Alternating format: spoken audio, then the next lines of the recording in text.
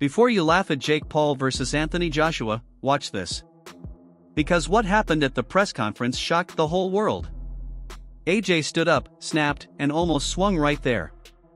And now legends like Teddy Atlas and Dave Allen are saying something no one expected. Jake Paul might actually have a real chance. Sounds crazy? Keep watching, because after you see what's really happening behind the scenes, you'll never look at this fight the same way again. Press conferences are usually all talk and tension, but this one exploded like a volcano in real time. Reminds me of like one of those budget YouTube hood movies where someone just talks about their whole life and what they've come from and talking as if they're from one of the ghettos in Iraq or Africa or somewhere like that. But you know, he's got a sob story, he's running by it, and that's what makes him feel better, so we respect it. I just kind of listened and said my piece. And you said to him, what have you done? Tell us what you've done. Because as I said, like, you line up all the heavyweights, he was just talking about, oh, he's this, he's that, he's that. I said, but why are you worrying about what someone else has done? What have you done as a fighter to kind of boost your ego up? But he couldn't answer it because he ain't fought no one like us. Jake Paul played his usual role, grinning, poking, pushing the line, until Anthony Joshua stood up like a man who's had enough of internet energy and disrespect. In a flash, Jake Paul walked in with his usual smile, trying to push buttons, but Anthony Joshua wasn't in the mood. One small move, one smart comment, and AJ stood up like a man who has had enough of YouTube energy. In seconds he was face to face with Jake, serious and angry, reminding him this isn't a prank, it's heavyweight business. Yeah, if I'm gonna be honest, I'm gonna break his face, I'm gonna break his body up, I'm gonna stomp all over him. That's my mentality, right? That's a fighter's mentality, and I know what's in my heart. I know what's in my mind, and I'm here to compete. I'm here to prove myself that I'm the better fighter, so I'm looking forward to it, and I'll do that until I finish fighting, no matter who it is.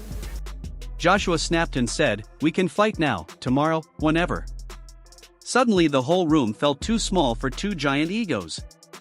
Security rushed in, cameras shook, and the crowd went crazy like they were watching round zero before the real fight even started.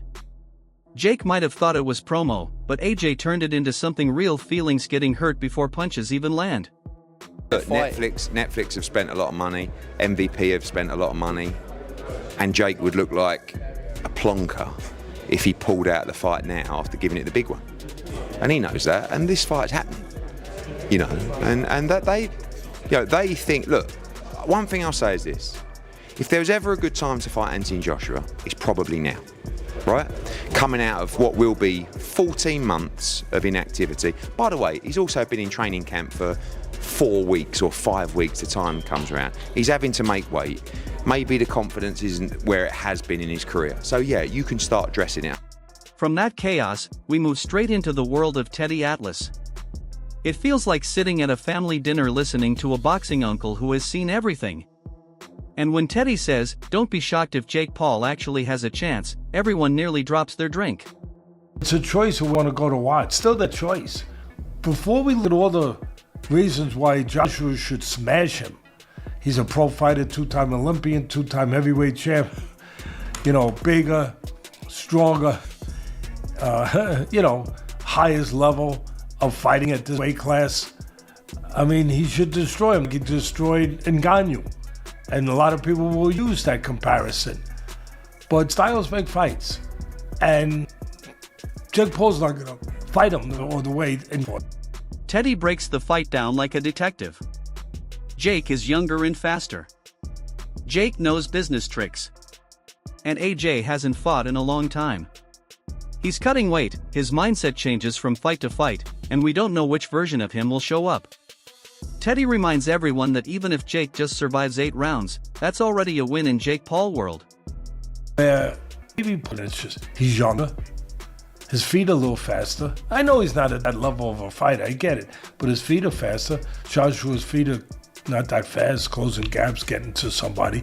To hit him, even if you're better than him, you still got to get to him to hit him.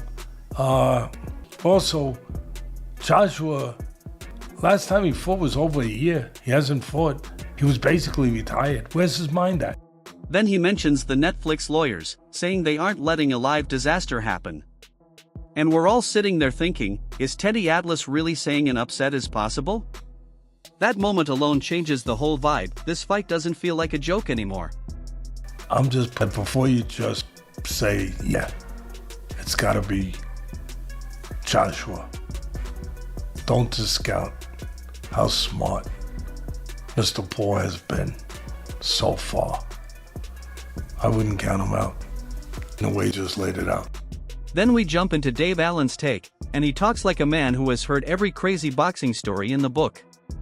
He's staring at Jake Paul's record like it's a crime report, making sure he's not imagining things. And honestly, this matchup does feel like someone hit the random fight button. I reckon this kid Jake could win an area title, definitely. I really think he could. He trains hard. I respect all of that. I respect him for what he's doing. Brilliant, he's having a go, amazing. But he's now fighting arguably a top 3 top heavyweight of the last 10, 15 years. One, it's dangerous. We're talking like it's a real fight. The whole thing I've been doing right now is based on it's a real fight. They're both going to try and flatten each other. Dave lists Jake's opponents like a comedy list: YouTuber, basketball player, retired MMA fighters, and then Tommy Fury. He gives Jake respect, but he also reminds everyone AJ is a top-level heavyweight of the last 15 years. Jake used to fight at 13 stone against influencers. Logic doesn't know what to do with this fight. Then Dave says what most people are scared to say: this fight is dangerous. Real dangerous. It's dangerous. He's not a heavyweight, he's a cruiserweight, if that. Turned pro at 13-2. And he wasn't a kid, he was 23 years of age. He wasn't a kid, he's not grown into heavyweight. He boxed us 5 months ago at 14-3. Now cut a bit of weight, might come down from 15 stone, but it's dangerous, really. It's dangerous, very dangerous, because if Anthony Joshua hits him on the chin, he will put him to sleep. If AJ lands one clean punch, Jake might start seeing 2 moons. Dave isn't hating, he actually hopes everyone gets paid and walks out healthy. But he also warns about the nightmare scenario: what if AJ seriously hurts Jake? What happens to the promoters, the commission, the whole sport? Dave says it's fun until a heavyweight touches a cruiserweight with full power. That's when things get scary. The intrigue is there to watch it. Yeah, I will watch it. The same way I would go to the circus to watch, to be entertained by something a bit mad. But Anthony Joshua, for taking the fight, I'm not sure. It's a lot of money to turn down, to be fair. But if Anthony Joshua goes to Jake Paul, plays nicely, wins on points, takes longer than 2 or 3 rounds, reputation with the casual public, done. I'll watch it. If he's holding up and playing nicely, I'll understand. I'll watch it and think, well, he could have stopped him. Then we slide into Steve Gifford, the man who actually sparred with Jake inside camp. He talks like a friend holding a parachute, saying, "Bro, just hear me out." Steve says Jake's belief is the real weapon. Jake truly thinks he can beat AJ, and that confidence is why this fight is even happening. He says Jake always wanted a real test, not YouTubers and retired fighters. Joshua, everything in boxing, from Olympic gold medal to now a 2-time undisputed heavyweight champion of the world. So I think as far as him taking this fight, if anybody deserves to go and have a fun fight like this, it is Anthony Joshua. Jake, he is kind of showing that he'll fight anyone, Now Jake finally steps in with someone who hits like a speeding refrigerator. It's like skipping driving lessons and entering Formula 1. Respectful, but terrifying. When Steve is asked if AJ has a weak chin, he reacts instantly: heavyweight punches are meteors, not taps. Ruiz, Dubois, Klitschko, these guys can drop anyone. And when asked if Jake can hurt AJ, Steve explains that speed equals power. Even a fast, sharp punch can cause damage. And why is he chanting? Because he by Daniel Dubois and Ruiz. I mean, listen, this is a contact sport, if you get hit, the human body's not made to be getting punched in the face. If you get hit, especially by these guys. Andy Ruiz, who's a good puncher. Dubois, we know, is a big puncher. Get hit clean, you're gonna go. You're possibly gonna go down. Especially those guys, 230, 40, 50-pound guys. You know. He says Jake is quick, tricky, and unpredictable, but AJ isn't coming to play games. He's preparing for Tyson Fury next, and Jake is trying to crash the party like a wild card. So the real question isn't, can Jake hit AJ? The question is, can Jake survive what AJ throws back?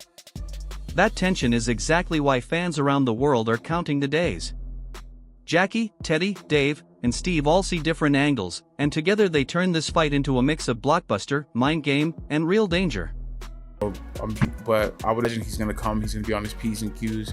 He knows there'll be a lot of eyes on him for this fight, so he's going to be looking to make a statement, because I think they have plans of him fighting Tyson Fury next. So I think he's going to take this very seriously. Jake is definitely taking it very seriously, and he's going to try to ruin the plans. So if AJ comes focused, this could end fast. But if Jake survives and makes us raise an eyebrow, we might witness one of boxing's biggest shocks. Drop your predictions. Who wins? How long does it last? And is there any universe where Jake Paul pulls it off? And make sure you like, share, and subscribe to Boxing Era. See you in the next video.